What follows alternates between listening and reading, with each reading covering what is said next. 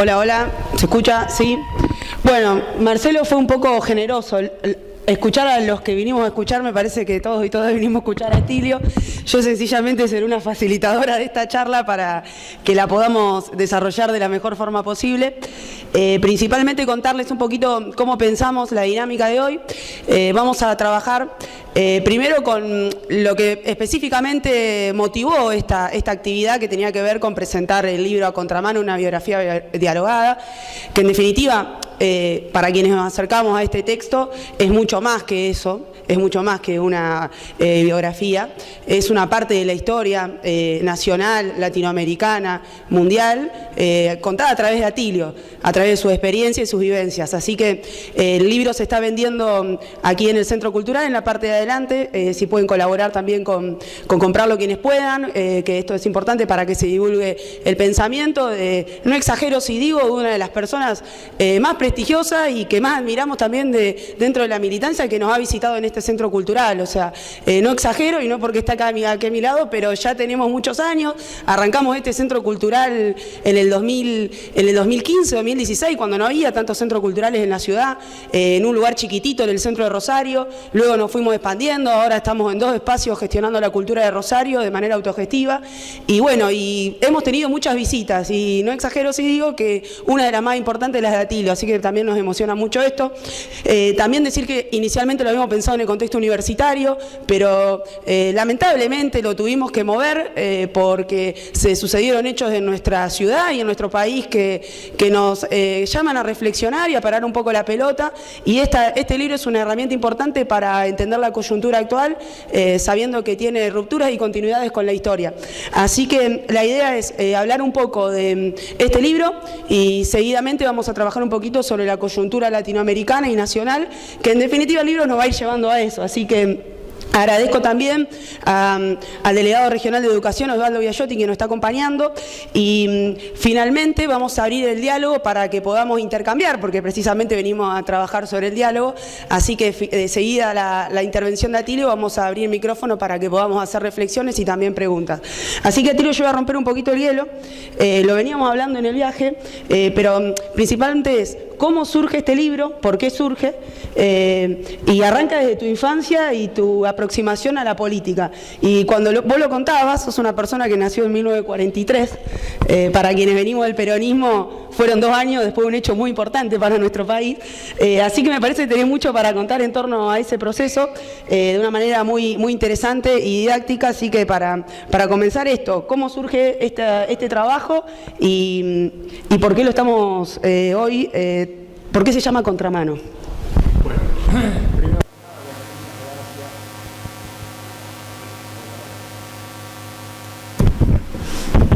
Hola. Bueno, primero que nada, muchas gracias, agradecerte, Constanza, Connie, Marcelo, los que me han invitado. La verdad, un placer muy grande tener una reunión como esta en Rosario, y en un momento como este, un contexto como el actual de la Argentina, que es particularmente importante e interesante, ¿no es cierto?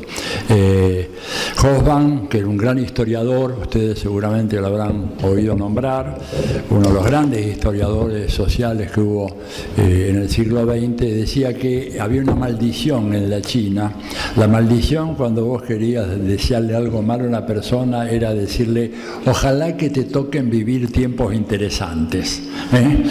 Esa es la manera como los chinos te mandaban. Bueno, y la verdad que son tiempos muy interesantes los actuales. Hay mucho eco, no sé si ustedes escuchan bien. ¿No se escucha bien? ¿Sí? ¿Se escucha bien? Bien. Uno podría decir, ¿y a qué sentido tiene? Primero, escribir una biografía, como si yo mereciera una biografía. Pero en realidad no es una biografía. Hay un problema que tuvimos nosotros, que la verdad tendríamos que haber pensado otro título. Porque si bien el libro tiene un hilo conductor que es mi vida, lo que yo hago es contar las cosas que yo vi, desde el momento en que irrumpió en mi conciencia mi primer dato político. Y eso fue, como dijo ella, en el año 1948.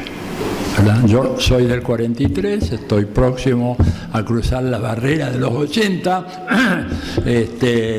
cosa que jamás hubiera imaginado yo.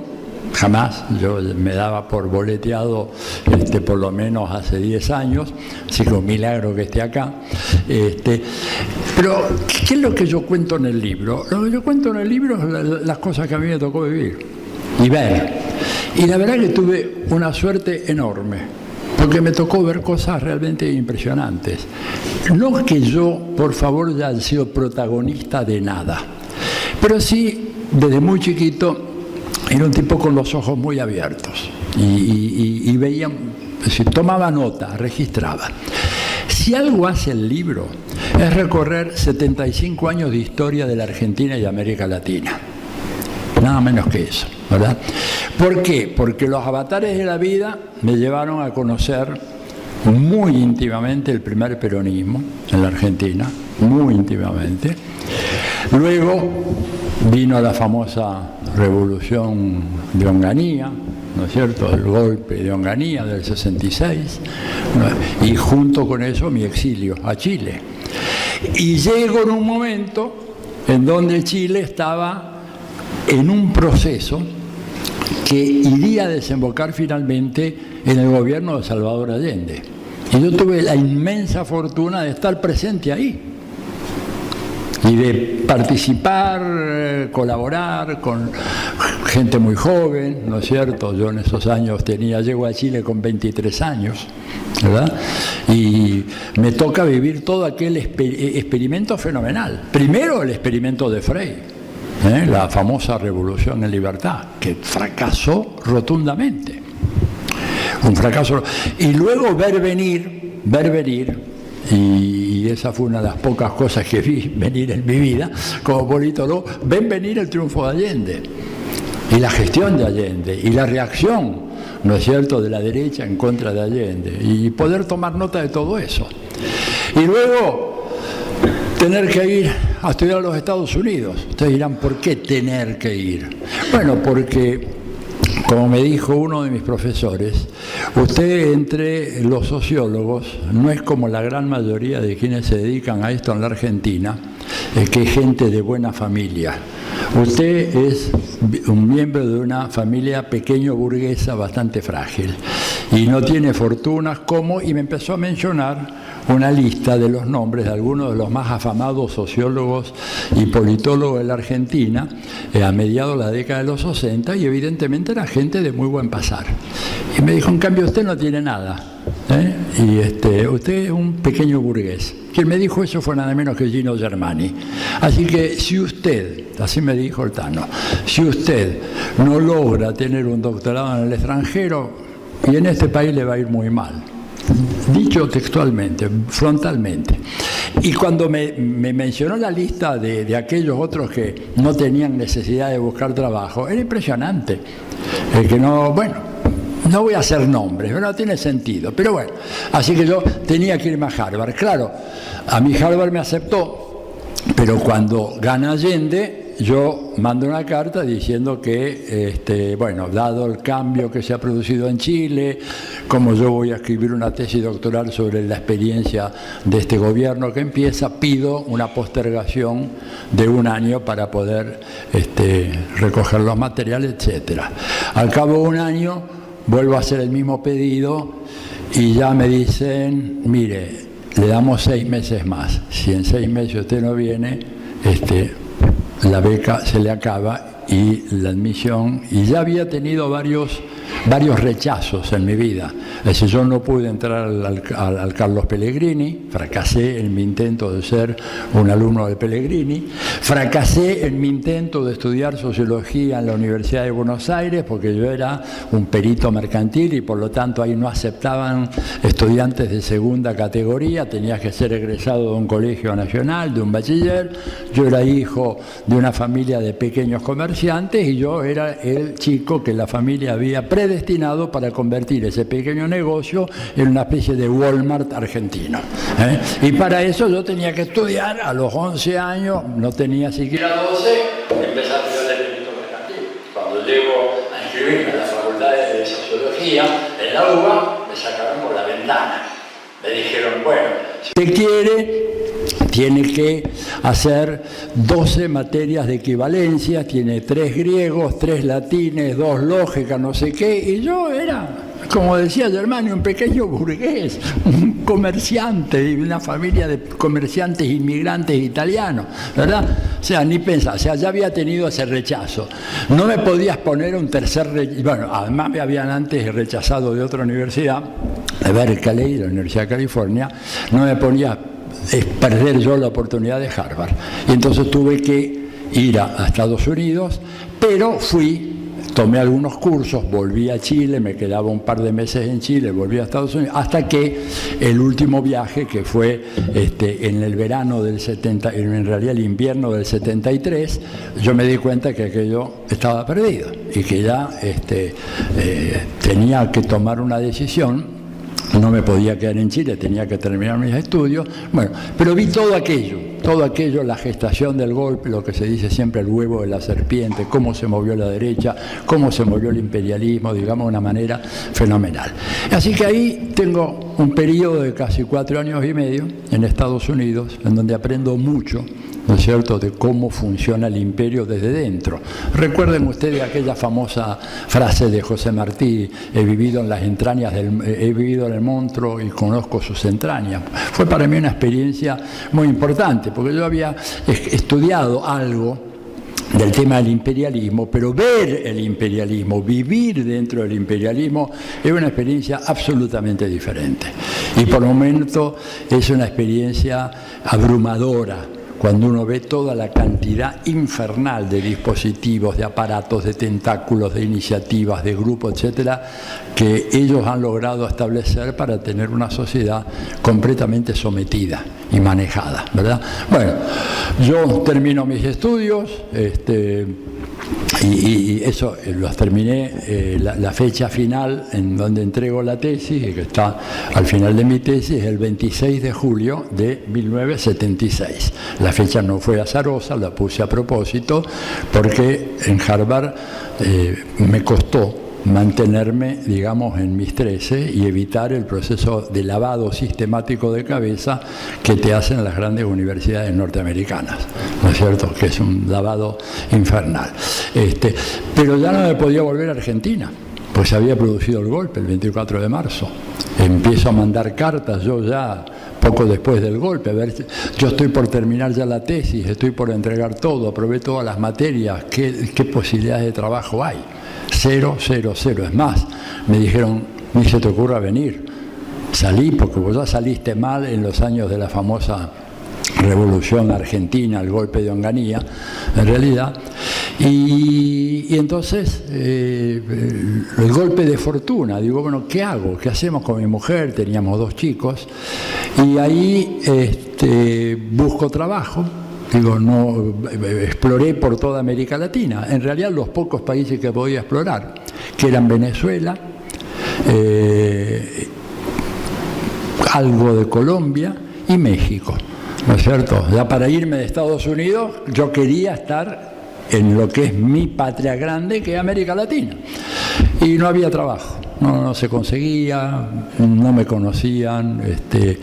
Venezuela, hubo una invitación, en aquel momento estaba el gobierno de Acción Democrática, pero el proyecto cultural educativo era demasiado colonial, para eso me quedaba en Estados Unidos. O sea, para enseñar la ciencia política de Estados Unidos en castellano, me quedo allá. Yo tengo un axioma: siempre los pueblos y la gente prefiere el original a la copia, ¿verdad? ¿Para qué voy a enseñar en Venezuela lo mismo que me pedían que enseñara en Estados Unidos? Y en castellano, bueno, me quedo en Estados Unidos y listo. Me quedo un tiempo, ¿verdad? Estamos hablando de un momento muy rápida transición. Busco trabajo en Estados Unidos. Por suerte encuentro que una universidad muy prestigiosa, la Universidad de Yale, tenía una apertura, un opening, como le dicen ellos, para una cátedra de sociología latinoamericana. Entonces, sin yo buscarlo, me llaman para entrevistarme, a ver si yo podía dar con el nivel. Yo había terminado los estudios en Harvard, no tenía el título todavía, pero ellos averiguaron de que ya había entregado la tesis, estaba todo bien. Y bueno, me hacen una entrevista, me hacen dar una clase. Ahí la clase resultó muy bien. Uno de los profesores que estaba ahí me dijo: mire, la verdad que su clase ha sido impecable. Lo único que le digo es que usted tiene un inglés intimidatorio. Y digo: ¿intimidatorio mi inglés? ¿Por qué? Dice: porque el acento suyo es el típico de la mafia siciliana de Nueva York. Textual, ¿eh? No invento nada. Textual, ¿eh? An unbearable mafia accent, así me dijo. Digo, bueno, los estudiantes se pueden sentir intimidados ante un tipo que habla como Capone o como Vito Genovese, etcétera. Pero la verdad que la clase sustantivamente fue muy buena. Bueno, todo bien. A la tarde entonces me recibe el decano, me presenta un contrato. Yo ni lo miro porque estaba muerto. Éramos la familia todos a los botes o firmar acá. Firmo. Bueno, miren lo que son las cosas. Firmo y cuando salgo me está esperando un señor muy bien vestido, ¿verdad? Muy bien trajeado. Parecía un personaje de esos salidos de una de las novelas de Arthur Miller, ¿no? Muerte de un viajante, una cosa así. Me espera con un enorme cartapacio y me dice: bueno, tome, consúltelo. Le digo: ¿qué es esto? En las casas. ¿Qué casas? Le digo: no, la casa que usted va a comprar. No, yo no puedo, si yo no, para imprimir la beca, la tesis, que eran casi 700 páginas, y tenía que hacer 10 copias por lo menos, tuve que sacar un pequeño crédito al banco. Yo no tengo condiciones. El tipo me miró como quien mira un insecto. Me dice: este es un pavote que no entiende nada. Me dijo, así, ¿no? Me dijo: mire, usted ya es profesor de Yale. Esta casa la va a pagar Yale, así que llévela, olvídese de todo, vaya con su mujer, elija las casas, ni les cuento lo que era. Es decir, la más chica, la pileta tenía 10 metros de largo, la otra era, qué sé yo, con forma de riñón, con palmera, una cosa de locos, ¿no es cierto? Los precios en plata de hoy, mínimo $2 millones, digo, un delirio total. Pero bueno, yo me la llevo, ¿qué voy a hacer? Si dice que va a pagar y él, yo no tengo un mango, no voy a firmar nada. Bueno, tomo el tren, porque Yale está en New Haven, está a mitad de camino entre Boston y Nueva York. Uno de los grandes atractivos de Yale es que estaba cerca de Nueva York. Bueno, me tomo el tren, me vuelvo a casa, le muestro a mi mujer, y mi mujer también, estupor total. ¿Pero qué es esto? Si no tenemos mango, no sabemos cómo vamos a hacer. Bueno, le digo: mira, me dijo esto, así que fíjate, empecemos a ver. Y casi simultáneamente, cuando yo le digo empecemos a ver, suena el teléfono. En aquella época había teléfonos, y ahora ya no va, no un teléfono de línea común y corriente. Hola, ¿quién era? Era el secretario de Flaxo, la Facultad Latinoamericana de Ciencias Sociales, que se había cerrado con el golpe de Pinochet en Chile. Y no solamente Pinochet cerró la Flaxo, sino que eligieron a 2 estudiantes, los 2 que tuvieran más cara de andinos o de quechuas, que eran 2 chicos bolivianos, y los fusilaron en el patio de entrada de Flaxo. Y después de eso cerraron la facultad, se acabaron los programas, etc. Y Flaxo estuvo cerrada durante casi 3 años. Solamente los investigadores desde sus casas podían hacer algo, pero bueno. Esa llamada telefónica que llega en ese momento, en ese preciso momento que yo le entregaba a mi mujer este cartapacio con las casas maravillosas, le dije: Atilio, soy Arturo O'Connell. Arturo era el secretario. Arturo, qué gusto enorme saber de vos, cómo estás, tanto tiempo, etcétera, etcétera. Mira, tengo una gran noticia para darte. ¿Cuál es? El presidente Echeverría de México le ha hecho una gran donación a Flaxo porque quiere que ese proyecto que se inició en Santiago de Chile continúe en México. ¿Verdad? ¡Qué bueno! Dije yo, buenísimo, buenísimo. Y dice: y quiero que te hagas cargo de dirigir la Escuela de Ciencia Política allá en México. Digo, pero ¿y eso cómo? ¿Cuándo? Estábamos hablando más o menos de mediados de julio, finales de julio, me dice, mirá, las clases empiezan en septiembre, tendrías que llegar en agosto, a mediados de agosto como máximo. ¿Y la remuneración cuál es? Mira, no sé, pero te va a alcanzar. Bueno, le digo yo, ¿pero está firme el proyecto? Es que te dijeron, no, si ya empezaron a construir, empezaron a construir la sede al lado donde estaba el Colegio de México. Yo había conocido el Colegio de México. Bueno, total que se plantea, ¿qué hago? ¿Qué hacemos ahora? ¿Verdad? Sale una oferta, no sé ni cuánto me van a pagar, en México, con un presidente que estaba terminando su mandato. Echeverría terminaba el mandato a fines del año 76, ¿verdad? Se habían producido elecciones en los primeros días de julio, había ganado Miguel de la Madrid, o sea, una ambigüedad total. Y bueno, después de una larga charla con mi señora, decidimos que nos vamos a México. Pero yo tenía primero que ir a la gente de Yale y decirle que debíamos romper el contrato, que lamentaba mucho, pero que no iba a poder hacerme cargo. Voy a Yale y ahí fue un experimento casi interesante, psicosocial y cultural, ¿no? Voy, pido la entrevista por teléfono, me dicen, sí, véngase cuando quiera. Entonces le digo, miren, yo lamentablemente no me voy a poder hacer cargo de la cátedra, para mí ha sido un honor que me hubieran designado, un honor excesivo. Les quiero agradecer, pero yo me voy para México. Respuesta del decano, Albert Risman se llamaba, un muy buen hombre. Me dice, ¿cuál es el problema con el sueldo? ¿Se lo podemos subir? Le digo, no, le digo, el sueldo está magnífico, no hay ningún problema con el sueldo. ¿Y entonces por qué se va? Entonces le empiezo a explicar, mire, me llamó por teléfono Arturo Conel, esto, lo otro, y me miraban como si vieran a un, qué sé yo, no sé, que no quiero, porque hoy en día hay que tener mucho cuidado con los ejemplos, porque a veces todavía, pero me miraron con un desprecio, no desprecio, lástima. Diciendo, este tipo realmente no entiende, no entendía nada con el de la inmobiliaria y ahora tampoco entiende. Y me dice, pero ¿y a dónde va a irse? Y a Flaxo. Flaxo dice, sí. Le digo, bueno, pero ya firmó contrato. No tengo contrato. No firmé contrato. Firmé con ustedes, pero con ellos no. Dígame, ¿y qué le dice la carta de invitación? No hay carta de invitación. ¿Cómo que no hay carta?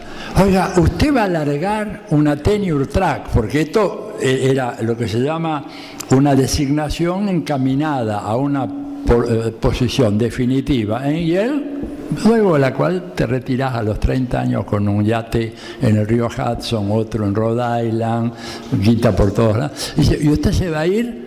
¿Va a renunciar a todo esto por una llamada telefónica de qué? ¿Su amigo? Sí, no, una persona amiga, pero además muy respetable. Bueno, fueron 2 horas de conversación hasta que finalmente los tipos, cedieron, porque no me querían aceptar la renuncia, no querían, le parecía que era una locura. Y le siguió pareciendo que era una locura. Pero bueno, yo quería realmente volver, por lo menos si no podía a la Argentina, acercarme a algo. Y ese acercarme a algo fue México. Y fue una decisión extraordinaria, ¿no es cierto? Muy temeraria, porque la verdad que no sabía lo que iba, porque eso podía funcionar bien o mal.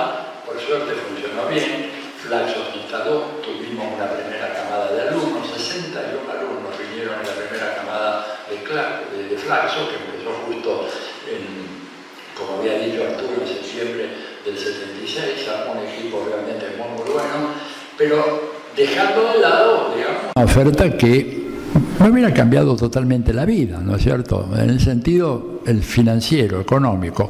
Sin embargo, esto otro me cambió la vida, haber ido a México me cambió la vida en un sentido mucho más profundo. Y ahí yo entro en una vorágine, ¿verdad? Porque México se había convertido en todos esos años en lo que yo en el libro llamo, una verdadera Atenas Atenas de nuestra América. Era el refugio de todos los exilios de América Latina, de Centroamérica y el Caribe, estaba en México, con un elenco de colegas absolutamente extraordinario, ¿verdad? Y en el cual, digamos, yo aprendí montones a partir de esos debates, ver en los comienzos de la Revolución Sandinista, facilitar la tarea, ¿no es cierto?, el apoyo al sandinismo en lucha en esos años, los debates sobre cómo caracterizábamos a los regímenes políticos que había en América Latina, toda la gran discusión que se armó en aquellos años sobre las dictaduras latinoamericanas. ¿Qué eran? ¿Eran dictaduras fascistas? ¿Eran regímenes de seguridad nacional? ¿Eran estados militares? ¿Qué nombre le damos a este animal y cuáles son sus características? Unos debates extraordinarios. Además, ahí en la segunda mitad de los 70, México se convirtió en polo de atracción de los mejores intelectuales europeos que, bueno, además porque no tenían a qué otro país podía ir de América Latina, no podían venir a discutir a la Argentina, ni a Chile, ni a Brasil, ni a ninguno de esos países que estaban cerrados, intelectualmente cerrados.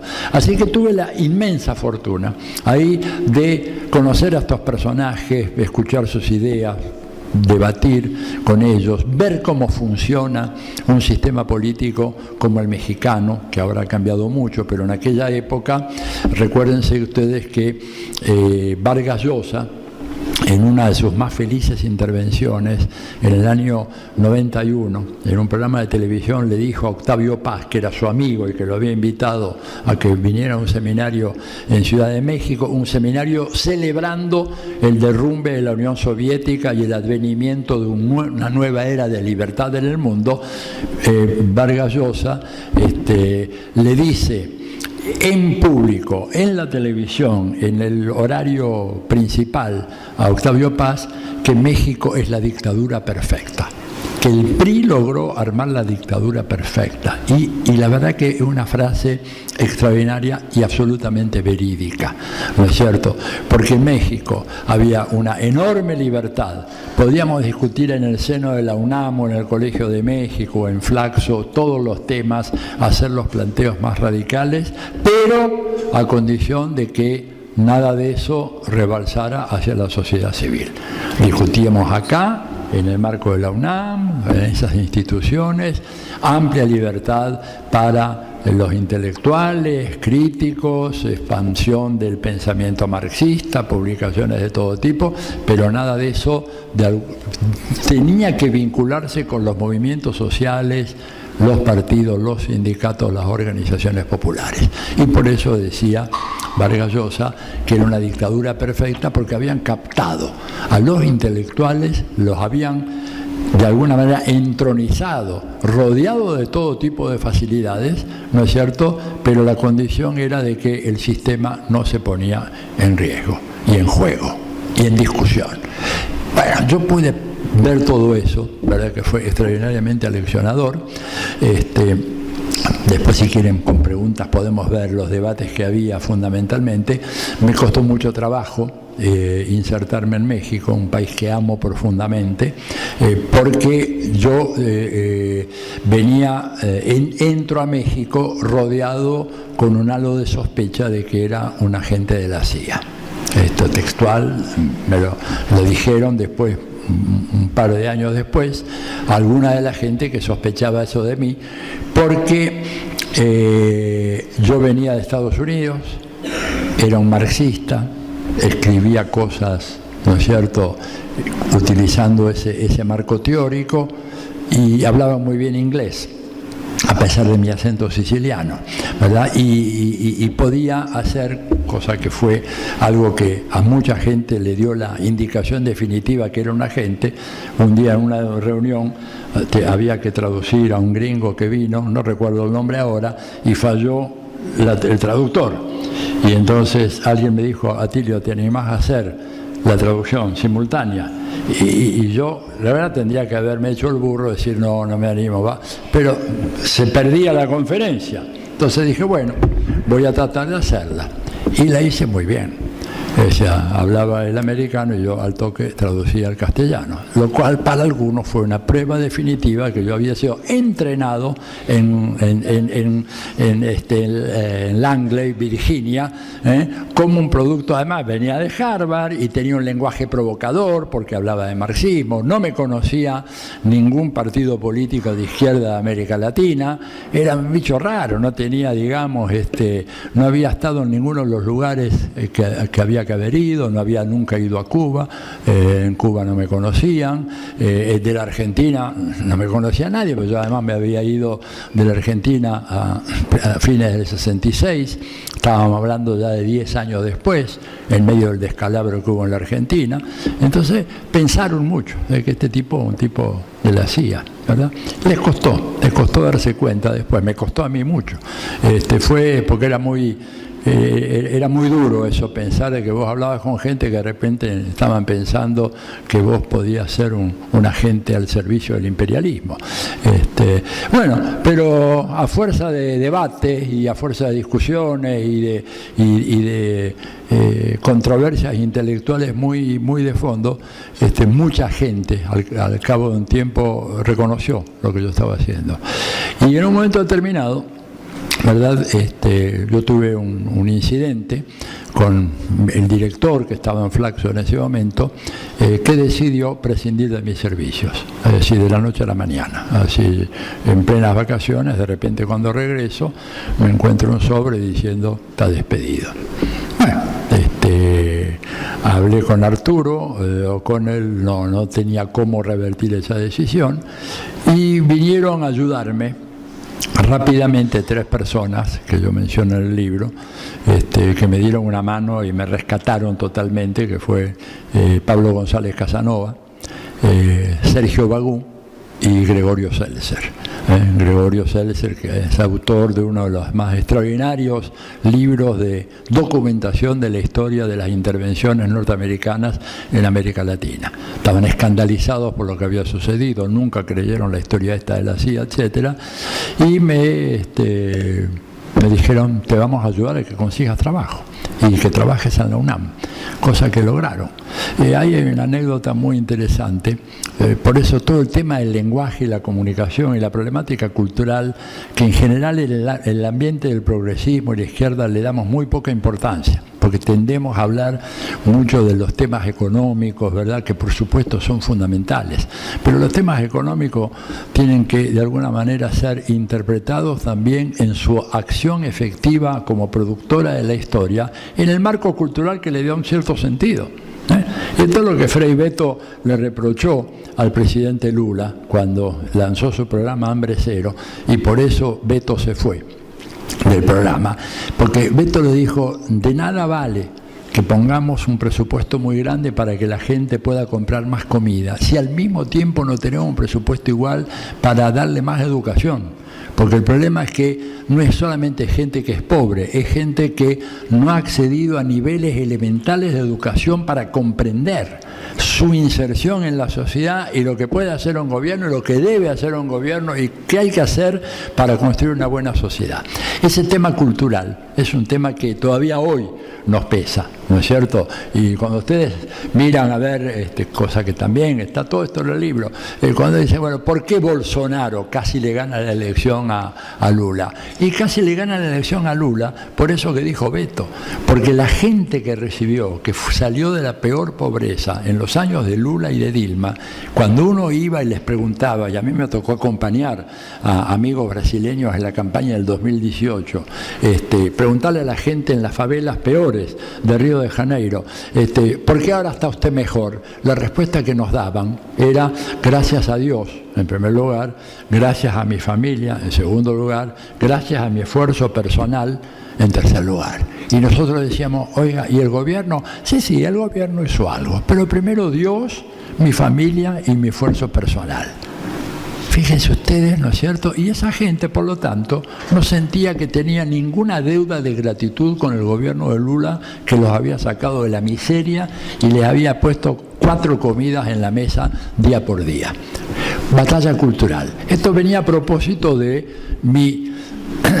la entrada que me dan en la UNAM de la mano de don Sergio Bagú, un gran historiador argentino, ¿verdad?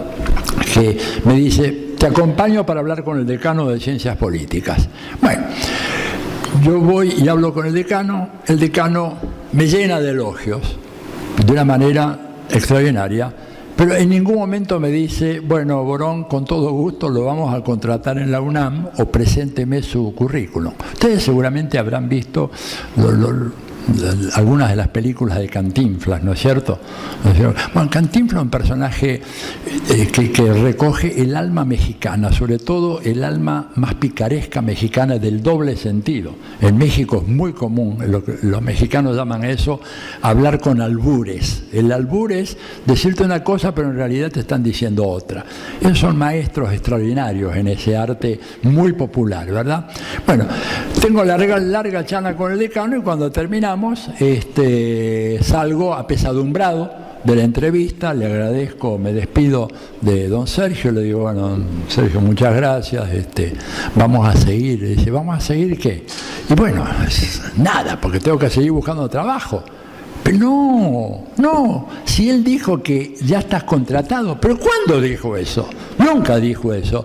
No, dijo cosas como, sería muy interesante, todo en condicional, veríamos a ver cómo lo hacemos, sí tendríamos que ver el consejo, tal cosa. En ningún momento dijo, quiero que venga y enseñe tal materia en la facultad. Bueno, yo estaba realmente no creía en lo que me dijo don Sergio. Efectivamente, a las 10 días me llega la carta diciéndome, es usted profesor en la UNAM, con un contrato. Entonces, fíjense lo que es el tema, ¿no es cierto?, de los códigos culturales. Y yo la pregunta que me hago ahora, ¿cómo han variado los códigos culturales generacionalmente en un país como este? Tenemos, mi generación que ya va de salida, pero entienden los códigos culturales de chicos que tienen entre 16 y 17 años y que en 2 meses van a estar votando. Entiendo sus códigos, lo entendemos nosotros, nos entienden ellos a nosotros. Yo les estaba mostrando a ellos algunos TikToks de amigos de mi hija, tengo una hija de 17 años, ¿verdad? En donde este tiktokero, amigo del palo, para más señas, le muestra a chicos de 16, 17 años una foto de Perón. ¿Quién es este? Ninguno de los 5 o 6 chicos, ¿no es cierto?, que fueron entrevistados, y ella lo vio, ninguno lo reconoció. Uno llegó a decir, este es Gardel, ¿no? Bueno, le presentan la foto clásica del Che Guevara con la gorra, la famosa foto de Corda. Uno dijo que era Manuel Belgrano, ¿verdad? El otro dijo que era el Gauchito Gil. Digo, bueno, y después en un tercer TikTok le preguntan a estos chicos qué países, cuáles eran los 3 países que había sido libertador José de San Martín. Bueno, uno dice, bueno, Argentina, sí, bueno, y los otros 2, y España, no, Bolivia, no. Otro dice, Chile, pero me mata esta pregunta, me mata. No uno que pudiera dar los nombres de los 3 países, no hubo uno que hubiera reconocido a Perón, no hubo uno que hubiera reconocido al Che. Esto es un tema, para mi manera de ver, de una gravedad extraordinaria, ¿no es cierto? ¿Por qué? Porque yo le decía a Connie en el viaje, y a Marcelo acá en la ida, de que eso constituye aproximadamente el 3,5% del electorado argentino. En elecciones que van a ser muy reñidas, ese 3,5% que piensa que el Che Guevara es el Gauchito Gil, que Perón es Gardel, ¿verdad?, aunque podría ser cierto, ¿verdad?, pero no por la foto, y que no saben cuáles países liberó San Martín, van a tener que poner una boleta que nos permita decir que la Argentina se encamina hacia un futuro de prosperidad, de bienestar, de seguridad, o se encamina a la barbarie de algunos de estos sátrapas que hemos visto ahí sacándose fotos, ¿no es cierto?, en Jujuy, en solidaridad con el gobernador Gerardo Morales. Este es el tema cultural, intergeneracional, ¿no es cierto? No solo que yo en aquel momento tenía esta dificultad con el decano, que era muy buena onda, pero les vuelvo a decir, yo no podía descifrar su código cultural. Y la pregunta es, ¿nosotros podemos hoy descifrar los códigos culturales de la juventud? En total, el 27, casi 28% del electorado argentino tiene en menor de 29 años. Es decir, de que de la experiencia del 2001, los mayores de ellos tendrían 3 o 4 años. Los otros no la vieron. Y esa gente va a votar. Por lo tanto, la necesidad de dar esa pelea cultural por el sentido es absolutamente fundamental. La experiencia mía con el decano de la UNAM solamente sirve como para dar pie a discutir, plantear la urgente necesidad de que nosotros tenemos que hacer llegar nuestro mensaje, y tenemos que hacerlo a pesar de las barreras culturales, comunicacionales, semiológicas que constituyen un obstáculo a veces extraordinario, pero ante el cual no tenemos que arredrarnos, tenemos que seguir trabajando y viendo la manera. Bueno, y termino un poco para que así hagamos finalmente me quedé en México, estuve 8 años en México, fue una experiencia extraordinaria. Ahí presencié la eterna desunión del exilio argentino, los Montos por un lado, los del ER por el otro, los Independientes por este otro lado, muy difícil coordinar acciones, pero fue una experiencia de enriquecimiento extraordinario que me permitió a mí terminar de recorrer este camino a contramano, ya después le digo por qué el título del libro, ¿no es cierto? Y cuando se produce el retorno a la democracia en la Argentina, decidimos volvernos a la Argentina. Y les debo decir que ese desexilio fue la experiencia más dura que yo sufrí a lo largo de toda mi vida. Llegar a la Argentina con un gobierno, yo conocía a algunos de los ministros, altos funcionarios del gobierno de Alfonsín, porque, como les decía, México era una meca a la cual todo el mundo venía. Dante Caputo venía, Surruil venía, Canitrot venía, mucha de la gente. Sin embargo, cuando yo regresé a la Argentina, no tenía trabajo, tenía que buscar trabajo. Yo me había ido de la Argentina teniendo prácticamente 23 años, volvía ya con casi 40 años cumplidos, tenía que empezar de cero. No encontré trabajo, no tuve trabajo de nada, en ningún puesto de la administración pública. Yo en ese momento ya estaba interesándome en problemáticas internacionales, podría haber colaborado en la Cancillería Argentina o en el Ministerio de Educación. Cero. Una cosa muy dura. Tuve que prácticamente empezar de cero, ¿verdad? Mismo Flaxo en Buenos Aires no le dio continuidad a lo que yo había hecho con Flaxo en México, y realmente me resultó tremendamente duro. Finalmente me inscribí en CONICET, fue el trámite más largo. Arrancó en el 84 y en el 89 finalmente fui admitido. Ya tenía el doctorado, había publicado libros, pero bueno, yo no tenía ninguna palanca especial, y si la tenía no lo hubiera usado de ninguna manera, pero bueno, fue muy duro. En la Universidad de Buenos Aires, cuando se crea la carrera de ciencia política, finalmente ahí una persona se portó muy bien, que fue Edgardo Katterberg. Edgardo era el director de la carrera, era un tipo muy abierto. La carrera básicamente fue una creación de la Junta Coordinadora del Partido Radical, ¿no es cierto? Y tenía un grado de sectarismo fenomenal, y bueno, yo no era digerible para ningún sectario. para ningún sectario. No lo era ni lo soy, ni lo seré. ¿Por qué? Porque nunca me callé. Y cuando yo veía que este papel es blanco, le decía que era blanco, aunque tuviera que decírselo a Fidel, como me tocó, o a Chávez o a cualquiera. Y eso no les gusta. No les gusta, no les gusta.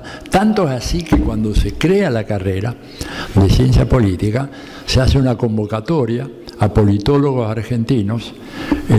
Había muy pocos que tuvieran un doctorado en ciencia política. Estaba Oscar Oslak, Marcelo Cavarossi, estaba yo en ese momento. Invitan a un grupo como de 20, van todos, menos yo, que no fui nunca invitado, jamás. Digo, pagas un precio. Cuando uno tiene una cierta coherencia intelectual y política, se paga un precio. Y bueno, y lo pagué y la verdad que me costó mucho. Pero bueno, este era mi país y quería volver y tratar de hacer las cosas lo mejor posible para que este país, esta patria, pudiera realmente darle a sus hijas y a sus hijos lo que todos se merecen. Ha sido muy difícil, una tarea inacabada, inconclusa hasta el día de hoy, ¿no es cierto? Y en eso estoy, y en eso seguiré estando. Pero lo interesante de todo esto, la lección, es el precio que a veces hay que pagar por pensar a contracorriente. Por no tener el sí fácil, por decir las cosas como uno cree sinceramente que son, aún a riesgo de equivocarse, ¿no es cierto? Y mantenerse firme en ciertas posiciones. ¿Por qué a contramano? Porque yo empecé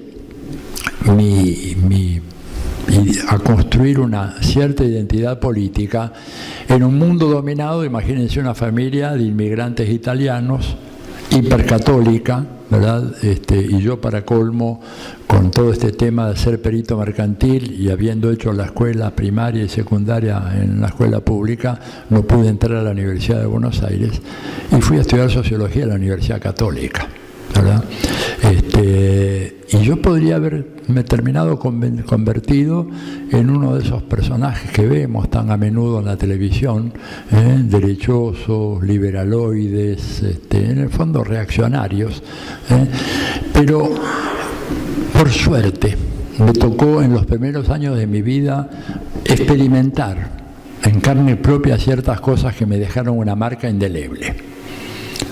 Yo me crío, les decía a ustedes recién, escucho ese discurso esa noche del año 48, creo que fue en noviembre o diciembre, cuando estábamos cenando en la familia. Ubíquense, una familia de clase media baja, de pequeños comerciantes, ¿no es cierto?, comiendo en la trastienda de ese negocio, escuchando la radio, que era lo que se hacía en aquellos años, escuchando un programa, los más grandes de ustedes, para no decir viejos, porque son casi una expresión que podía dar lugar a ser políticamente incorrecta, recordarán el programa Los Pérez García, ¿verdad?, que era un programa que iba a las 8 de la noche por Radio El Mundo, de lunes a viernes, y se escuchaba casi con unción religiosa en mi familia. Era la gran diversión. No había televisión.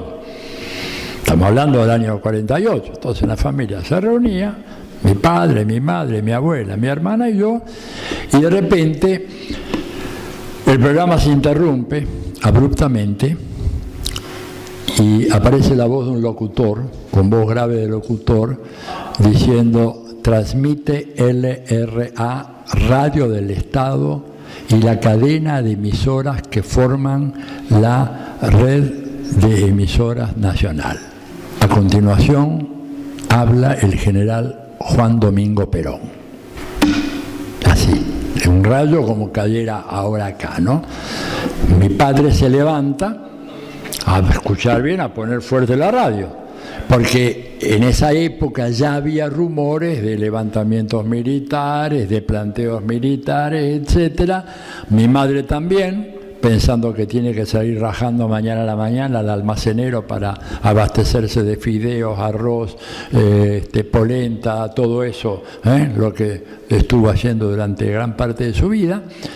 Y ahí escucho yo la voz de una voz grave, con una cadencia muy especial que me impresionó mucho, ese Perón que habló esa noche, anunciando algo que yo no entendía muy bien qué era, pero recuerdo las palabras: la convocatoria para una reforma constitucional que será realizada en fecha próxima.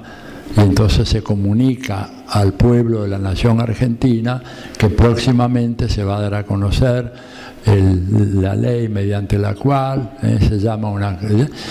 Y eso fue, digamos, ese primer recuerdo imborrable de mi vida. La voz de ese hombre, cómo habló, el tono de su voz, la cadencia, cómo iba planteando la cosa, una capacidad didáctica fenomenal. Y a partir de ahí, esto fue en el año 48, yo poco después empiezo a hacer mis estudios primarios. Mis estudios primarios en una escuela pública que está situada todavía en la calle La Prida, entre Mansilla y Charcas, en un barrio que hoy le llaman Barrio Norte, pero antes se le decía Palermo a eso, ¿verdad? En donde yo vivía en la zona un poco más acomodada del barrio, pero en la trastienda de un negocio, ¿verdad? Y había algunos chicos de los edificios de departamentos ahí que tenían familias más acomodadas. Todos íbamos a la misma escuela, a donde iban los chicos de la Villa de Emergencia, que estaba en lo que hoy es una hermosa plaza, sobre la avenida Córdoba, entre Anchorena y Jean Jaurès, que cuando ustedes ven esa plaza, hermosa, una plaza de 4 manzanas. Eso era una villa, era como la Villa 31. Y yo entonces aprendí, ¿no es cierto?, el tema de la existencia de las clases sociales, los prejuicios de clase, los conflictos de clase, la lucha de clase. Yo no necesité estudiar a Marx, ni leer el Manifiesto Comunista, porque lo experimenté en mi escuela.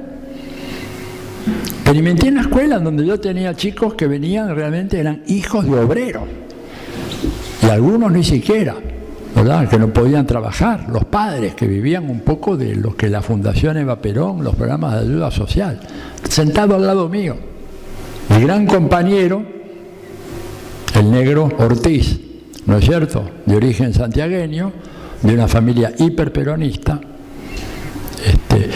y con el cual yo hablaba todos los días. Un típico cabecita negra, como se decía en aquella época. Y bueno, y ver un poco, yo tenía muy buena relación con él. Entonces éramos compañeros de banco, los dos éramos hinchas de Boca, ¿verdad? Teníamos un sentido del humor bastante finamente desarrollado, el negro era fenomenal en eso. Pero ver, digamos, cómo se daba la interacción, porque otros chicos no se relacionaban con los de la villa, ¿verdad? Y cuando salíamos a jugar en los recreos, había algo que era increíble. El juego favorito nuestro en los recreos era el juego del policía ladrón, ¿no es cierto?, en donde los policías nos metíamos en un ángulo, ya con esto estoy llamando como en el juego, nos metíamos en uno de los 4 ángulos del gran patio del colegio. Teníamos prisionero a uno, que era un negro, obviamente, ¿no es cierto?, y había que salir, una patrulla, salir a agarrar a los otros negros. Ahora, ¿cómo se decidía quién era policía, quién era ladrón? Por eso existe la sociología. Los pibes de la villa decidían que ellos eran ladrones. Y nosotros, obviamente, éramos canas. O sea, no había leído ni a Dahrendorf, ni a Weber, ni a Marx. Entonces yo estaba condenado fatalmente a ser sociólogo. Si no, hubiera tenido una esponja en vez de un cerebro en la cabeza. Y ese era el juego. Ese era el juego. ¿No? O sea, ojo, la relación era muy buena. Había un nivel de integración, más allá de que de repente alguno era más prejuicioso, pero había un nivel de integración social impresionante y una pluralidad. Pero bueno, era todo un experimento realmente fenomenal. Entonces, cuando uno dice, bueno, ¿cómo a contramano? ¿Por qué? Bueno, porque yo a partir de ese momento podía haberme convertido en un intelectual de la derecha, como tantos otros, y recorriendo un camino inverso, digamos, al que recorrió, qué sé yo, por ejemplo, Juan José Sebrelli, ¿Por qué Sebrelli hoy está con Macri? Si hace 50 años era un teórico marxista. ¿Por qué Beatriz Arlo, una persona tan inteligente como ella, ¿no es cierto?, que era maoísta en la década del 60? Yo nunca fui ni maoísta ni marxista en aquellos años. Me convertí a lo largo de la historia en un proceso. En mi caso no había ningún texto marxista ni nada, eran hipercatólicos, ¿no es cierto? Nada que ver con aquello. Pero la vida me fue enseñando estas cosas. Por eso fue una marcha a contramano, ¿verdad? Vargas Llosa, otra figura, ¿verdad?, hipermarxista en su juventud, termina siendo un esbirro de Juan Carlos, el rey de España, digo, de lo peor. Pero básicamente porque las circunstancias que están narradas en el libro fueron las que me configuraron a mí ideológicamente. Y tener un conocimiento de primera mano de la gente de pueblo de este país. Y termina acá porque sería infinidad de anécdotas. Yo estuve íntimamente involucrado con la CGT en los años 64, 65 y 66. Fue uno de los que contribuyó a la elaboración del plan de lucha de la CGT de los años 64 y 65, cuando se ocuparon más de 10.000 fábricas en este país. La ocupación de más de 10.000 fábricas por los trabajadores, exigiendo, ¿no es cierto?, una especie de autogestión obrera patronal, cosa que era inaudita y que reflejaba el torrente social que venía por abajo y que superaba los marcos de los partidos, de las agrupaciones peronistas y de los propios sindicatos peronistas, reclamando, ¿no es cierto?, una situación social que dio lugar a ese plan. Y eso me permitió entender, ¿verdad?, qué pasó en el año 64, creo que fue diciembre, cuando, para mi estupefacción, yo estaba muy vinculado, como les decía recién, a la CGT, no estaba en Azopardo en el local en ese momento, pero sí estaba en contacto permanente con un equipo de trabajo, en donde estaba Florial Forni, estaba Julio Nefa, tanta gente, ¿verdad?, que habíamos sido convocados de alguna manera por Antonio Cafiero, para que se ubiquen, para darle una mano con cursos de formación a la dirigencia de la CGT. Y yo tuve el primer gran sorpresón cuando nos enteramos de que Perón había embarcado en Madrid y que la dirigencia de la CGT estaba haciendo lo imposible para evitar que Perón llegara a la Argentina. Haciendo lo imposible para evitar que Perón llegara a la Argentina. Evidentemente a Perón lo pararon en Río de Janeiro, en el Galeón, y lo mandaron de vuelta a España, ¿verdad? Esto, digamos, experiencias que le abren a uno los ojos y además que le dan, gracias a esos años como uno de los asesores jóvenes dentro de la CGT, les agradezco mucho que me dieron la oportunidad de ir a muchas regionales del interior del país y darme cuenta de un hecho que es muy importante para nosotros, para mí hoy, que existe una democracia de base muy importante en el sindicalismo argentino, que los diagnósticos que se hicieron en los años 70 acerca de la burocracia sindical estaban fatalmente equivocados, porque desconocían ese hecho fundamental, que es que a nivel de la base, ¿no es cierto?, a nivel de la fábrica, a nivel de la planta, el grado de democracia sindical que había en la Argentina en aquellos años era impresionante. Que luego los dirigentes en la cúpula pudieran hacer sus arreglos al estilo de lo que hizo Bandor, Augusto Bandor, o lo que hizo José Alonso, es otra historia. Pero que había una base social que genuinamente participaba y elegía a sus representantes. Para mí eso fue un aprendizaje extraordinario que, bueno, me duró toda la vida y que creo que me permitió entender un poco mejor el funcionamiento de las organizaciones gremiales y sindicales en la Argentina, sus agachadas, pero también el fermento de base que las tiene y que es la gran esperanza que tenemos. Bueno, todo esto es un pantallazo de las muchas cosas que están ahí en el libro y que, como ven, tienen menos que ver conmigo y mucho más que ver con lo que estaba pasando frente a mis ojos. Las limitaciones de la reconstrucción democrática, termino con esto, la euforia que hubo en la Argentina, muchos de ustedes se acordarán muy bien, cuando se inicia el gobierno de Alfonsín, aquella famosa frase: con la democracia se come, se cura y se educa.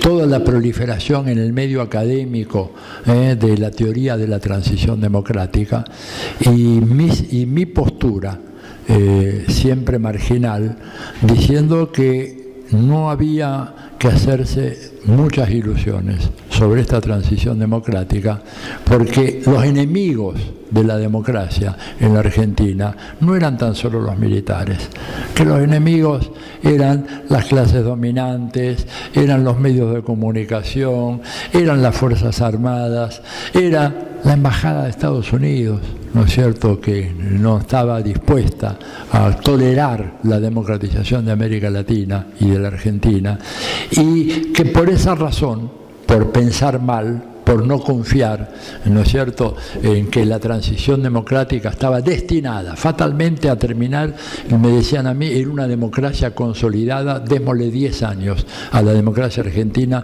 y tendremos una democracia consolidada. Y yo les decía, no es cierto, eso no va a ocurrir. ¿Saben por qué? Porque capitalismo y democracia son incompatibles. Punto. Tan simple como eso. En la medida en que hay una sociedad capitalista, con la dinámica y la lógica que tiene el proceso capitalista, no puede haber democracia.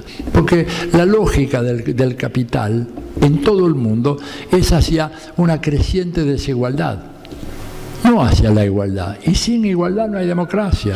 Esto no es que lo diga yo, lo dijo Rousseau hace 250 años, ¿no es cierto? Entonces, a menos que se libre una batalla frontal contra los baluartes del viejo régimen, ¿no es cierto?, no va a haber desarrollo democrático. Sí, tendremos elecciones, cada 2 años podemos votar, pero yo acuñé la frase alternancia sin alternativas, cosa que me valió el odio eterno de Graciela Fernández Meijide, en el momento en que ella era la gran adalid de la Alianza, a finales del siglo pasado, y yo decía que tal como yo veía la Alianza, para mí era una alternancia al gobierno de Menem, pero no era una alternativa. Y no me equivoqué, porque volvió a Cavallo. Y ahora de repente sale del sarcófago y vuelve, digamos, en 4 meses más, lo tenemos a Cavallo otra vez atacando a la economía argentina. Entonces, ese escepticismo, ¿verdad?, esa actitud crítica de no bajar nunca los brazos, sí, me coloca a contramano, y por eso el título del libro. Bueno, paro acá porque ya hablé demasiado, ahora vienen ustedes.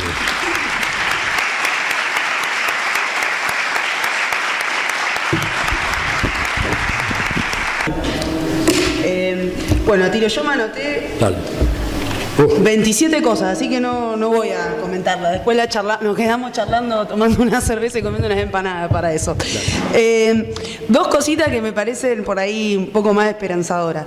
Todos los pibes y las pibas que están allá atrás son del 28% sub-29, así que se quedaron parados, que son estudiantes universitarios. Me parece que esto está muy bueno también que lo escuchen de primera mano, sin intermediario, de parte de vos, en torno a cómo se fue dando la historia de nuestro país, y también que nos queda esta enorme tarea de cómo desconfiguramos el diálogo cultural para convocar y para no ser siempre los mismos y las mismas. Por otro lado, también decir que estos espacios son sumamente necesarios. En el último discurso que dio Cristina en la Plaza de Mayo habló de construir profundidad sindical, y fue en realidad convocatoria tuya que dijiste: convoquemos a los espacios sindicales de Rosario y construyamos de la cultura, de los sindicatos, de los movimientos sociales y de un partido entendido no como algo sectario, sino algo que se abre. Construyamos así. Entonces, como también trabajar este punto de partida de cara a lo que se viene. Hoy hubo noticias a nivel nacional algunos con un poco más de entusiasmo, otros con un poco más de pesimismo, eso circuló. Me parece que aprovechar también este momento para pensarlo. Tenemos poquitos días para que se resuelva un poco lo que va a ser la propuesta electoral de parte de Unión por la Patria. Ya sabemos lo que hay enfrente, ya lo vivimos varias veces por lo menos. Estos últimos 4 años de gobierno de Macri fueron devastadores, hubiesen sido trágicos 4 años más, pero indudablemente quedaron muchas deudas de parte de este gobierno, y estamos en esta dicotomía de ser un oficialismo opositor por momentos, que nos lleva a entender la complejidad de la política y a también reflexionar para no cometer los mismos errores, y esto que vos dijiste que me pareció muy, muy bueno, alternancia sin alternativa, que no se convierte en eso. Entonces, en ese marco me gustaría un poco abrir la palabra para que quienes quieran intervenir, quieran reflexionar, hacer preguntas. También tuvimos hechos este fin de semana de represión en Jujuy, algo que no es nuevo, o sea, ya sucedió, ya lo vivimos, lo venían diciendo. Parece que están discutiendo de parte de Unidos para colonizar la Argentina cuál de las propuestas de la más sádica y sanguinaria para representar los intereses de las corporaciones. Y bueno, y todavía un espacio político peronista en toda su amplitud, nacional y popular, que tiene que encontrar un camino y un discurso, unas propuestas y volver a enamorar, que me parece que eso también es clave. Entonces, en esto abro un poco, me gustaría escuchar, allá hay una persona que quiere hablar, para que hagamos un diálogo en este día de lucha. Sí. Mirá, es una pregunta multifacética, que difícil de responder. Lo que yo creo es que evidentemente acá, digamos, se habla mucho de enamorar otra vez a la sociedad civil, enamorar al electorado, transmitir los mensajes a esos chicos que están en los sub-29, para decirles de una manera, ¿no es cierto? Pero esto pasa, ¿verdad?, por la persuasión que tiene que tener la dirigencia del campo nacional popular, y yo no dejaría fuera de ninguna manera a la izquierda, ¿no es cierto?, plantear un programa de reconstrucción nacional. Y ese programa de reconstrucción nacional pasa por un protagonismo en donde, si no estás dispuesto a pelearte con los grandes factores de poder, más vale que te quedes en tu casa. A ver, nosotros podemos dar una batalla exitosa si se produce el tercer milagro argentino, que sería la victoria de la Unión por Todos el próximo octubre. El primer milagro fue que no salieran las 2 balas que tenía el asesino de Cristina. El segundo milagro fue la tajada in límite del Dibu Martínez en el Mundial, porque cada vez que yo reproduzco la cinta tengo miedo de a ver si la mete ahora, ¿no? Y el tercer milagro sería que el campo nacional popular y el progresismo pueda ganar las elecciones ahora en octubre. Va a ser una gran pelea que va a haber que dar, pero vamos a tener que tener un proyecto muy claro, de lo contrario no vamos a enamorar ni alcanzar a nadie. A ver, la Argentina no puede seguir teniendo este escándalo de 15 puertos sobre el río Paraná, ustedes tienen uno acá, en donde no haya absolutamente ningún control de las autoridades, ni nacionales ni provinciales, de lo que entra, lo que sale, lo que se exporta y lo que no se importa en este país. Esto habla, digamos, de que tenemos una debilidad tremenda. No sabemos cuánto oro sale de la República Argentina, porque la Barrick lo que te dice es una declaración jurada en donde en el día de la fecha hemos embarcado con destino, no sé, a Montreal o donde sea, 18 toneladas de escombro que tienen un contenido de oro del 0.8%, por ejemplo. ¿Quién controló eso? Nadie. ¿Lo controló el gobierno de San Juan? No. ¿Lo controló el de Catamarca? No. ¿Lo controló el gobierno nacional? No. Es una simple declaración jurada que hace que bueno, el país pueda ser saqueado con absoluta y total impunidad. Entonces, tenemos que claramente plantearnos una reconstrucción económica. Yo no entiendo por qué en un país como este, en donde el año pasado ingresaron 89.000 millones de dólares, en este momento no haya un dólar. Digo, esto quiere decir que ese dólar fue fugado, fue saqueado de la Argentina con la complicidad de las autoridades nacionales. ¿No es cierto? No me queda más remedio decir eso. Autoridades que fueron elegidas para seguir con un proyecto, profundizar un proyecto que había tenido un paréntesis en los años de Macri y que en lugar de profundizar el proyecto anterior se profundizó el proyecto macrista. Una Argentina que se hace cargo de una deuda externa que es absolutamente ilegítima y que no debe ser pagada, y que si hubiéramos hecho las cosas bien, en este momento esa deuda estaría en la Corte Internacional de Justicia de La Haya interviniendo en el asunto y eximiendo a la Argentina a tener que pagar. Esto yo lo hice llegar, pero no solamente yo, lo hizo llegar el juez, ¿cómo se llama? Gaona, bueno, el que es un súper especialista en el tema, Olmos Gaona, el abogado Olmos Gaona, especialista en derecho tributario, que él demostró que al haber incumplido las propias normas del Fondo Monetario Internacional, esa deuda tenía que haber sido considerada no exigible, y el gobierno no la hizo. Ahora, termino redondeando la respuesta en este sentido. Creo que nosotros hemos caído durante mucho tiempo, y los politólogos tenemos una responsabilidad especial, algunos, ¿no es cierto?, en esto, de creer de que llegar al gobierno es conquistar el poder. El poder en la sociedad contemporánea es un poder que está en otra parte, más allá del alcance de nuestros votos. Esta es la realidad. El poder se encuentra en la fenomenal concentración de la riqueza que se ha producido en los últimos años a nivel mundial. No es un fenómeno argentino, a nivel mundial. No tengo tiempo ahora, pero gráficos, pero mire, un solo dato de memoria.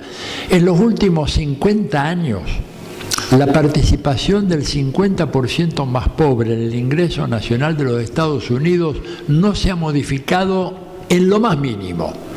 O sea, el Producto Bruto Americano creció, la participación del 50% inferior sigue siendo la misma en el 2020 la que era en el 1970, con el problema además de que los sectores que se favorecieron se fueron concentrados, y hoy en día te hablan del 0,1% más rico en Estados Unidos, que son los tipos que se han acaparado todo. ¿Te das cuenta? Entonces, primer tema, ¿dónde radica el poder? Y en la riqueza, la concentración de la riqueza. ¿Qué más? ¿Dónde está la otra fuente de poder en la sociedad capitalista? Control de los medios de comunicación. Esto es absolutamente decisivo. No era así hace 50 años atrás, porque los medios no tenían la penetración que tiene hoy, ni había técnicas psicosociales como las que hay hoy. No estaba el mundo de los algoritmos, el mundo de los análisis del neuromarketing político, que llevan a la gente de la nariz a comprar y a consumir y a votar de la manera que ellos quieren. Entonces, medios de comunicación, acá no se los puede ni tocar. La ley de medios fue liquidada de un plumazo, primero por un juez y después Macri, que Macri no derogó la ley. Alberto podría haber derogado los dos decretos de Macri y listo, volvemos a la ley de medios. No lo hizo. Tercer elemento de factor fundamental hoy, el Poder Judicial. Oigan, los jueces nombrados antes del 2017, no solamente jueces, fiscales, procuradores, personal, no pagan impuestos en este país. Yo estuve haciendo una pequeña investigación. ¿En qué otro país se encuentra esto? En ningún otro país. En Estados Unidos, que siempre nos dicen es el ejemplo a seguir, está explícitamente establecido que ningún miembro del Poder Judicial está exento de pagar los impuestos que paga el común de la gente en Estados Unidos. Menos acá, solo los que entraron después del 2017 ya ahora tienen que pagar ganancias. Por eso está tan emperrada la jueza Capuchetti, porque entró después y entonces está parando la investigación sobre el intento de asesinato de Cristina, porque ella ya no puede tener los beneficios que tienen los que entraron antes. Ella fue designada después del 2017 y debe estar con una bronca que, bueno, la canaliza en contra. Entonces tenés riqueza, medios de comunicación, justicia, poder militar. ¿Dónde se entrenan los militares argentinos? ¿Dónde se entrenan los policías argentinos? ¿Dónde encuentran sus armas? ¿Dónde se equipan? Se equipan básicamente en Estados Unidos. Y en quinto lugar tenés la embajada, que te juega en contra. Ustedes saben que los últimos 3 embajadores de Estados Unidos a este país vinieron con el propósito de, dicho por ellos, no es que yo estoy viendo bajo el agua, dicho por ellos en las primeras declaraciones, nuestra misión fundamental es colaborar con la Argentina en mejorar las prácticas de la administración de justicia en este país. ¿Para qué? Porque es necesario combatir la corrupción, la evasión fiscal. Te lo dicen tipos que convalidan paraísos fiscales. Ustedes saben que dos de los más grandes paraísos fiscales del mundo están dentro de Estados Unidos, no en las islas del Caribe. Ahí está también Caimán, Bahamas, todo eso. Pero dentro de Estados Unidos está el estado de Delaware, que está a 100 kilómetros de Washington, el estado donde nació, donde fue senador Biden, y está el estado de Nevada. Pero esos tipos vienen acá a ayudarnos a mejorar la administración de justicia. Y ya cierro. Este programa tiene más de 30 años. El programa que se llama Buenas Prácticas en la Administración de Justicia. Ha tenido 2 brillantes alumnos ese programa en los últimos años. El juez Bonadío, ¿le suena? Y el juez Sergio Moro, ¿verdad? Sergio Moro, que fue el juez que condenó a Lula diciendo: no tengo pruebas, pero estoy convencido de que este hombre robó. Oigan, eso es volver al derecho de la época medieval, en donde el inquisidor decía: esta persona es un hereje, como Giordano Bruno, y le cortamos la lengua y lo quemamos vivo porque es un hereje. Aunque no tengo pruebas, estoy convencido. Bueno, esos son los productos de la administración de justicia enseñada en los Estados Unidos. Entonces, contra esos 5 factores de poder, tenemos un gobierno debilucho, enclenque, que no tiene un mango para nada, porque esta es la realidad, no tiene un mango para nada, no podemos hacer una política científica como deberíamos hacer, ¿y por qué no tenemos recursos? Es muy simple, yo digo que termino, pero ya ahora sí termino. ¿Cuánto es el impuesto a las ganancias sobre Producto Bruto en la Argentina? Es 0,4%. ¿Cuánto es en el promedio de los países europeos? 6%. Ahí está todo. Ahí está todo. ¿Dónde se financia el Estado argentino? Bueno, cuando alguno de ustedes va y compra un paquete de cigarrillos, paga un impuesto. Cuando cargamos nafta, pagamos un impuesto. Cuando compramos ropa, pagamos 21% de impuestos. Cuando usamos el celular, llegamos a algunos de los prestaciones del celular, pagamos 27% de impuestos. Supongo que ustedes saben eso, no es solo 21. En algunos rubros se paga el 27. ¿Cuánto paga el señor Galperín? No paga un mango porque se fue a Uruguay, se llevó toda la guita y no paga un peso, una de las más grandes fortunas del mundo. Por eso el Estado es pobrísimo. Y cuando un Estado es pobre, no puede ser democrático. A ver, por favor, grábenselo, díganlo de vuelta si estuviéramos en una iglesia evangélica, ¿no es cierto? Estado pobre no puede ser democrático. A ver, por favor, Estado pobre no puede ser democrático, porque no tiene dinero. Escúchame, no tiene dinero para construir casas. No tiene dinero. Acá nos estamos ufanando, hemos construido 100.000 casas, que no sé si... En Venezuela, con bloqueo y todos los despelotes que han tenido, ya van por la casa casi número 4 millones. Porque hay una decisión. Hay una decisión. ¿Se das cuenta? Y un Estado pobre no puede decidir nada. No tiene un mango porque cobramos impuestos a los pobres contribuyentes cautivos y a los consumidores. Yo propuse eso ingenuamente. Bueno, nadie, ningún gobierno me dio pelota, pero bueno, entonces cuando estamos con problemas de la democracia, este es uno de los problemas. Bueno, hay más preguntas, creo. Así que... Sí, preguntas, sí. Comentarios. Comentarios, preguntas. ¿Y después ya? Y una más, si quieren, hacemos 3, hacemos una y una o todas juntas. Como quieras, no, de a una mejor. Bien, así. dale, da una. Chacha. Bueno, una pregunta de Atilio, porque nosotros, muchos de los compañeros, como fue la demostración del comité, y muchos de los compañeros que fuimos a la sindical hoy apoyamos.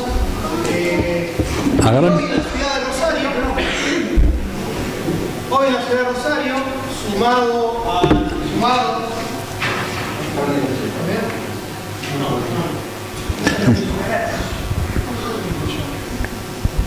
Igual se escucha. Sí, pero para grabar. Hoy en la ciudad de Rosario, al igual que como reacción a lo que sucedió en Jujuy, aquí se viene trabajando una situación muy particular que tiene que ver con un criterio de violencia que se viene dando en casi todos los ámbitos de los sectores privados y públicos, de los cuales muchas veces son rehenes las primeras barricadas del Estado, que son los trabajadores de la educación, en la escuela, los centros de salud, en los barrios, inclusive las comunidades penitenciarias han sido baleadas, atacadas por lo que se llama como un conjunto de la narcocriminalidad. Y por un lado, el discurso de la derecha lo pone ahí, en la narcocriminalidad, que para muchos de los compañeros que somos del campo popular y de los sectores sindicales, vemos detrás de eso una estrategia más profunda. Nuestra pregunta, o la pregunta en sí, tiene que ver con eso, dos partes. Primero, ver si ese sistema en el cual nos ponen en el eje de discutir con la narcocriminalidad como si fuera una guerra o algo que vino desde otro planeta a nuestro territorio a destruir las vidas y el tejido social, no es parte de un escenario de estrategia de colonización o como los cárteles americanos, donde destruye el tejido social al que nosotros como tradición cultural argentina, en cuanto con las ONG, con las organizaciones sociales, con los sindicatos, con los clubes, hemos podido construir. Y es parte de nuestro anticuerpo para generar estas democracias vivas, que también se replican lo mismo que vos decís, democracias tan vívidas y activas que tenemos en las bases de los sindicatos. Eso por un lado. Y la segunda, que creo que es más evidente, que todos la hemos visto, es que lo que sucede en la otra pata, me parece con estrategia, lo que sucedió en Jujuy, es parte del escenario, del teatro, del ensayo de represión y el ensayo de violencia, con el cual la derecha, si tiene su posibilidad de poder, va a existir como plan estratégico cultural para la nación. Bien. En relación a la primera pregunta, es obvio que el narcotráfico es algo que no está generado en la sociedad rosarina, ni en la Argentina, ni en Colombia. Y hace muchos años yo estaba en un seminario cuando todavía podía viajar a Estados Unidos. Ahora puedo viajar, es decir, puedo viajar pero no puedo salir, es el pequeño detalle técnico, pero bueno, no importa. Me esperan, cuando el cónsul me dijo, te van a esperar a la salida del avión, vamos a tener un comité hermoso de recepción, porque organicé un evento en Cuba, invité a profesores americanos y a ellos no les gustó, entonces estoy en una lista negra. Bueno, pero cuando yo todavía podía ir a Estados Unidos, me acuerdo como si fuera de un seminario que se hizo en Washington, y en donde se habló del tema. En ese momento empezaba, finales de los años 90, el narcotráfico. Ya había, pero estaba muy localizada. Y un colega americano, no se me fue el nombre ahora porque ocurrió hace más de 25 años, dijo, miren, partamos de la base siguiente. Un negocio de ese volumen, se hablaba en esos años ya de unos 400.000 millones de dólares, hoy es mucho más, ¿verdad? Es un negocio ante el cual el gobierno norteamericano y el sistema bancario norteamericano no puede permanecer indiferente. Y este país tiene una concepción, sobre todo de ustedes, latinoamericanos, dijo hablando un poco de los participantes que veníamos de América Latina, tienen que entender que en el imaginario de la clase dirigente norteamericano es impensable la idea de que 3 o 4 mafiosos con gran sombrero al estilo mexicano, sea en México o en Colombia, manejen 400.000 millones de dólares. Eso es un insulto a la inteligencia, a la autoimagen de los Estados Unidos. Ese dinero lo tenemos que manejar nosotros. Y en la realidad, ese dinero, digamos, y todo ese circuito del narcotráfico, lo manejan ellos. Y podemos hacer una prueba muy simple. Entre cualquiera de ustedes tenga la mala idea de viajar a Miami o Nueva York en el avión y lleven la valija una bolsita de medio kilo de harina. Van a ver cómo al toque la detienen, los paran, los interrogan, los tienen ahí durante horas hasta que se verifica que eso es harina y no es cocaína. Pero podés entrar un camión por San Diego lleno de pasta de cocaína, pasta base, heroína, etcétera, y pasás como Pancho por su casa. ¿Por qué? Porque está la policía migratoria, el juez del condado, los milicos que vigilan todo eso, absolutamente arreglados con el narco, cuya cabeza central está en el sistema bancario norteamericano. No es Pablo Escobar. Pablo Escobar es el penúltimo eslabón. El eslabón final es el sistema bancario, que necesita imperiosamente tener ese dinero, porque el dólar está en problemas. Les digo, para no desviarme, tengo la segunda respuesta. A ver, para que se ubiquen, cuando se habla algunos acá hablan de dolarizar. Cuando el dólar se establece como moneda, ¿verdad?, con respaldo en oro, una onza de oro, una onza de oro, digo bien, valía $35, año 1944. Para que vean lo que es el dólar hoy. Hoy esa onza de dólar vale $1.950.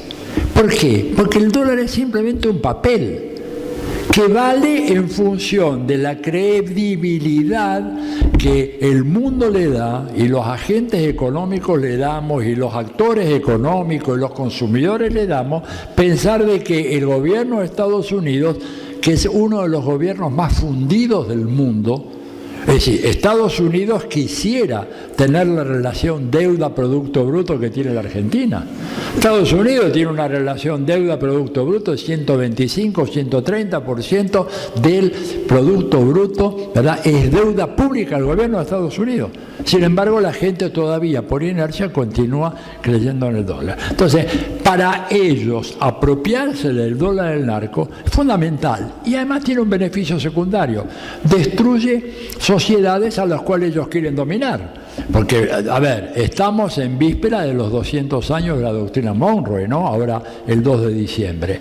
Entonces, una de las cosas, la doctrina Monroe, América para los norteamericanos, y la mejor manera de garantizar eso es destruyendo la trama social de estas sociedades para que no tengan fuerza, capacidad de reacción, de resistencia, de plantear lo que decía el compañero recién, porque cuando vos a tener una sociedad atravesada por el narco, con la gente con el cerebro quemado y destruido por el Paco, que se llama de otra manera en otros países, pero también existe, y tener las condiciones óptimas para dominar. Entonces, ahora tenemos que salir a parar eso a como de lugar, pero eso no lo parás sacándote una foto con el embajador norteamericano, teniendo políticas muy activas y teniendo dinero para bancar esas políticas. Como el dinero no está, las políticas no existen, entonces el tema del narcotráfico se ha expandido por toda la Argentina, sobre todo las grandes ciudades, como una cosa impresionante.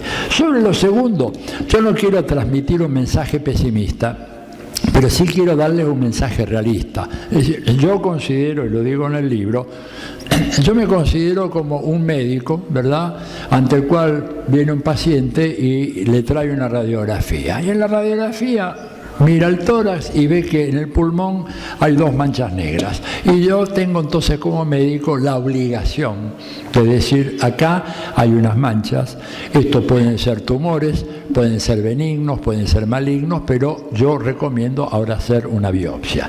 Entonces yo, cuando hago estas intervenciones sobre la política, lo que yo trato de decir es lo que yo veo, no porque yo sea un pesimista, soy un optimista pero incurable, pero un optimista incurable que no come vidrio. son dos cosas completamente diferentes. Yo creo que vamos a poder zafar de todo esto, pero mientras tanto veo los obstáculos. Entonces digo, bueno, pero si el gobierno es tan impotente ante los grandes poderes constituidos, ¿qué remedio tiene? Bueno, esto ya lo descubrió Maquiavelo hace 500 años. Maquiavelo es un autor extraordinario que yo les recomiendo que lo lean, por favor. No hagan caso a eso que dicen, lo maquiavélico. Maquiavelo no tenía nada que ver con la inmoralidad, ni nada que ver. Era un patriota italiano, realista, hiperrealista. Maquiavelo, ¿qué dijo? Dijo, por más que se le den concesiones a los magnates, así decía él hablando con la terminología de su época, hace 500 años atrás, estos nunca se van a dar por satisfechos, porque su voracidad es insaciable. Por más que el príncipe le ofrezca una canonjía tras otra, un privilegio tras otro, siempre van a considerar que el gobierno es un obstáculo, algo que entorpece el logro de sus intereses. Por lo tanto, el gobierno tiene que tener capacidad para controlar a los ricos y a los magnates. Ahora, si el gobierno es débil, se preguntaba Maquiavelo, ¿a dónde está la otra fuente de poder? Y la respuesta es maravillosa, en la calle. En la calle. O sea, saliendo lo que está pasando ahora en Jujuy. Tenés un gobierno como ese, que le paga 35.000 pesos al mes de básico a los docentes, la única manera que hay es salir y ganar la calle. Yo escribí, ustedes saben que como este es un trabajo insalubre, el del politólogo, sobre todo viviendo en este país, se me ha dado ahora hace poco por escribir cuentos cortos, en general muy divertidos. Un cuento se llama, se los recomiendo, realmente se llama Las tribulaciones de un supremo.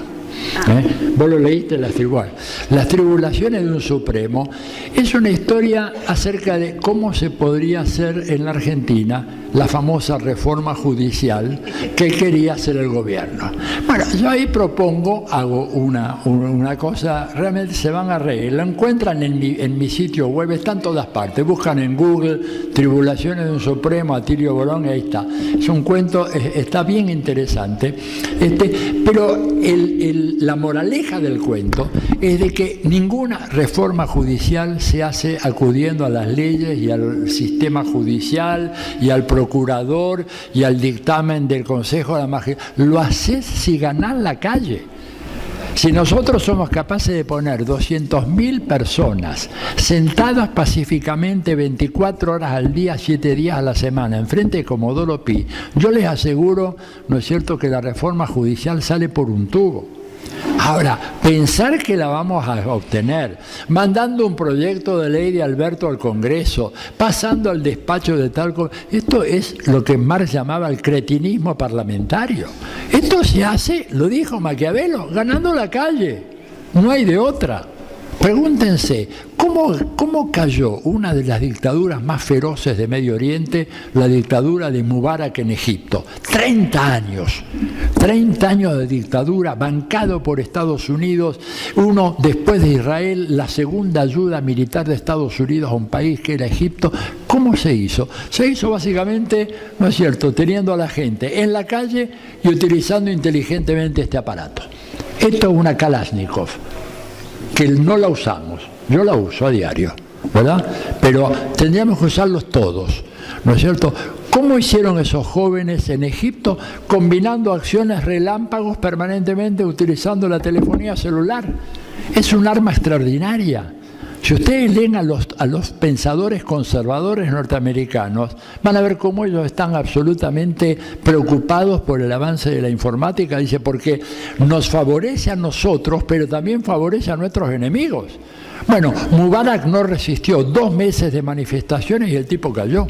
Pregúntense cómo cayó el Shah de Irán. El Shah de Irán, nada menos, ¿verdad? Lo tumbaron la gente en la calle. Nosotros acá no vamos a tener ninguna reforma económica, judicial, ni nada, si pensamos de que eso se va a hacer dentro de las instituciones parlamentarias, los consejos. Ese es un camino que hay que andar. Yo no digo no andar, pero si ese camino no está respaldado por la presencia de la gente en la calle, termina inevitablemente en un fracaso. Bueno, hay más preguntas.